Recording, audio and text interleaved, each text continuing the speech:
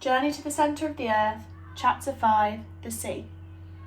When I next woke, I was lying in a small cave.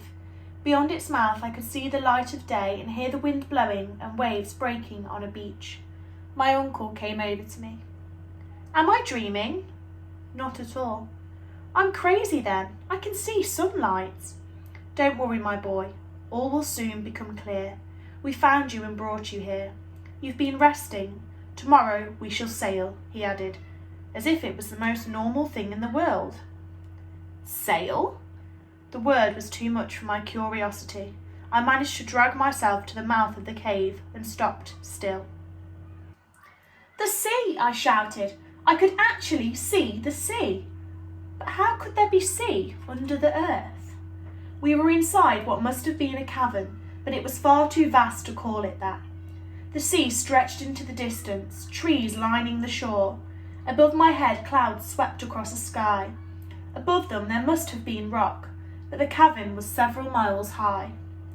Hans has been making a raft, my uncle said calmly, and tomorrow we shall set out. According to my calculations, the sea is 70 miles across. The journey should take 4 days. I could hardly believe it, but the next day we set sail, my uncle humming with excitement. The humming didn't last long, and nor did the excitement. After a week, we still hadn't reached the other side. My uncle's patience was wearing thin. I didn't come this far to go on a silly boat trip, he growled. Soon we had more to worry about. We lowered an ice pick over the raft to try to find out how deep the sea was, and it came back covered in bite marks. Teeth, my uncle said. And why not? I stared at him.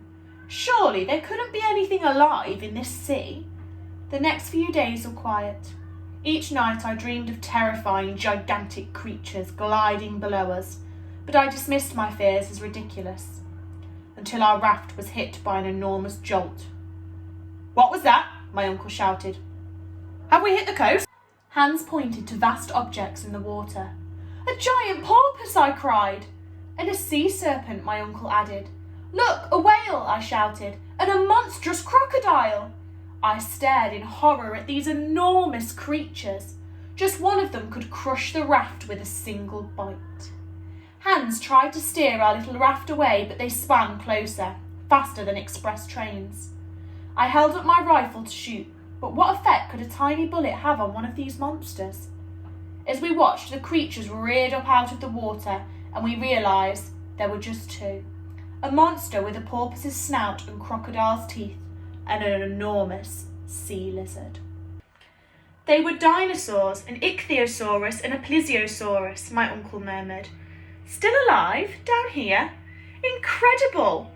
There was an eerie silence as the monsters paused, facing each other.